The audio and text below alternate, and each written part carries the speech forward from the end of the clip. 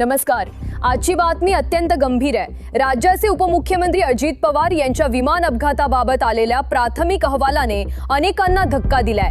नेमकं काय चुकलं, अपघात का झाला आणि प्राथमिक तपासात समोर आलेली 3 महत्त्वाची कारणं कोणती, या सगळ्या प्रश्नांची उत्तरं आज आपण शांतपणे आणि स्पष्टपणे जाणून घेणार आहोत। त्यामुळे हा व्हिडिओ शेवटपर्यंत नक्की पहा, कारण या प्रकरणात अजूनही अनेक गोष्टींबाबत अधिकृत माहिती अद्याप स्पष्ट नाही।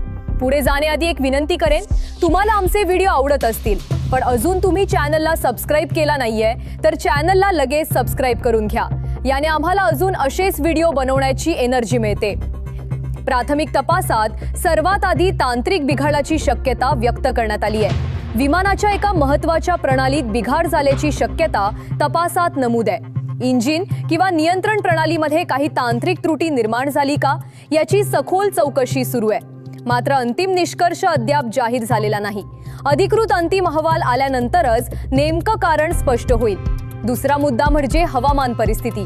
त्या दिवशी हवामान पूर्णपणे अनुकूल नव्हतं अशी माहिती समोर आली आहे। वाऱ्याचा वेग आणि वातावरणातील अचानक बदल यामुळे उड्डाणावर परिणाम झाला असण्याची शक्यता तपासात तपासली जात आहे। मात्र हवामान हे एकमेव कारण होतं का याबाबत अधिकृत माहिती अद्याप स्पष्ट नाही।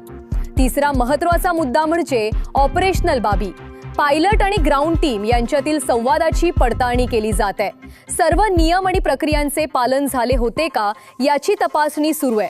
कोणतीही प्रोसिजरल लॅब्स झाली का, काही सूचना दुर्लक्षित झाल्या का याबाबत चौकशी केली जात आहे। या सर्व बाबींचा सखोल अभ्यास करूनच अंतिम अहवाल सादर केला जाणार आहे। या प्रकरणाची चौकशी नागरी विमान वाहतूक विभागाकडून केली जात आहे। विमानातील ब्लॅक बॉक्स डेटा तपासला जाणार असल्याची माहिती आहे। तसेच विमानाची मेंटेनन्स हिस्ट्री देखील तपासली जात आहे। सध्या तपास सुरू असून अंतिम अहवाल येण्यासाठी काही दिवस लागू शकतात। अधिकृत माहितीची प्रतीक्षा आहे। सरकारकडून या घटनेची गंभीर दखल घेण्यात आली आहे। सुरक्षेच्या सर्व नियमांचे पालन झाले होते का याची खातरजमा करण्याचे निर्देश देण्यात आल्याची माहिती आहे।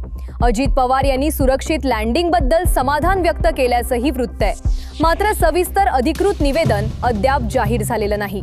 जर तुम्हाला अशाच विश्वासार्ह आणि स्पष्ट बातम्या पाहायच्या असतील तर चॅनलला सबस्क्राइब करा, व्हिडिओला लाईक करा आणि तुमचं मत कमेंटमध्ये नक्की लिहा। पुन्हा भेटू एका नवीन अपडेटसह। धन्यवाद।